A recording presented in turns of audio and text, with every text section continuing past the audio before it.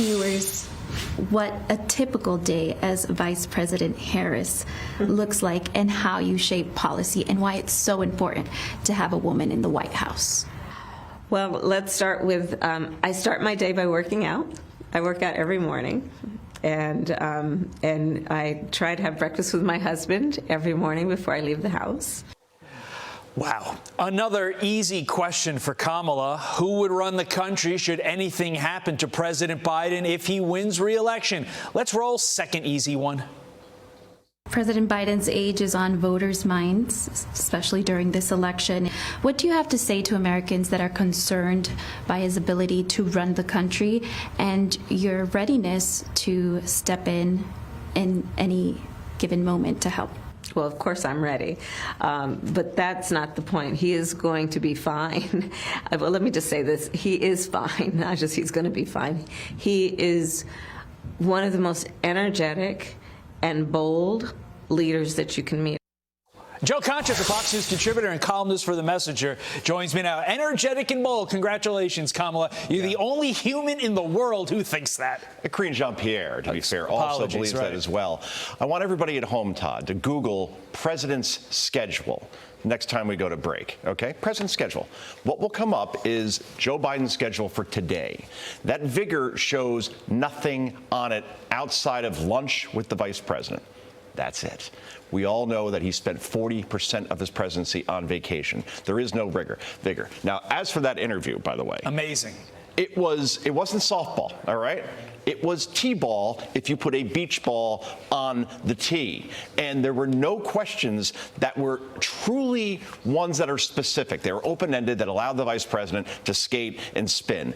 What I would have asked here was, when we're talking about the border, for example, since she is the border czar, since you and Joe Biden took office, more than 8 million people have entered this country illegally, including all this fentanyl that's killing more people between the ages of 18 and 49 than any other substance or any other reason in the country. City budgets, social services are being exhausted. Lawrence Jones is speaking with the Denver mayor later that calls it a humanitarian and fiscal crisis. So what are you truly doing to fix this problem? And you can't blame Congress because the president has plenty of tools right now to ensure that the flow stops or at least is manageable. You got to ask questions like that, not just, so what are you going to do about the border? It's just, it is softball, but it is people. But Joe, even that was Univision.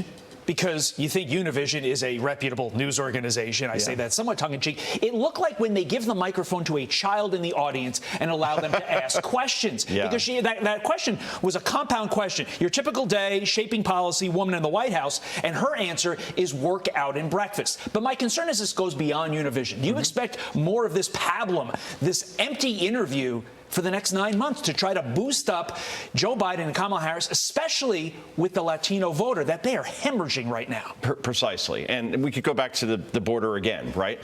Wall construction, YouGov has a poll out today, shows that by a 17-point margin, Americans want a wall to be completed so we actually have a border. That includes, by the way, when you break down the tabs, a majority of Hispanic voters, by a 15-point margin, black voters. Again, these are the questions that you should be asking Kamala Harris. Why do you oppose a wall when so many Americans want you to complete what Donald Trump started? They just don't ask the questions. Well, when they do, we'll invite you back on one of those days to talk about it. I guarantee we'll have you back. I guarantee they won't ask. Wow. Want to talk about this? A House committee just voted to advance impeachment articles against Mayorkas. We know that. That happened overnight. Now, the House could vote on it as early as next week. But not everyone thinks this is a good idea. And by not everyone, I mean whoever wrote this MSNBC op-ed saying, quote, this comes at the worst time by continuing to cry wolf when none is at the door. Republicans lower our guard for impeachment when impeachment may actually be needed in the possibly very near future against Trump. You know, look, I'm sure those cops who got pummeled by illegals in Times Square don't think we're crying wolf right now. Yeah. But beyond that, MSNBC is talking about impeaching Trump,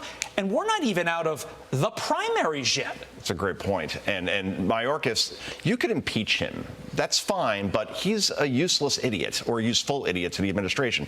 You replace Mayorkas, there will be another Mayorkas that simply backfills here at this point. You mentioned those cops, Todd, that were beaten in Times Square.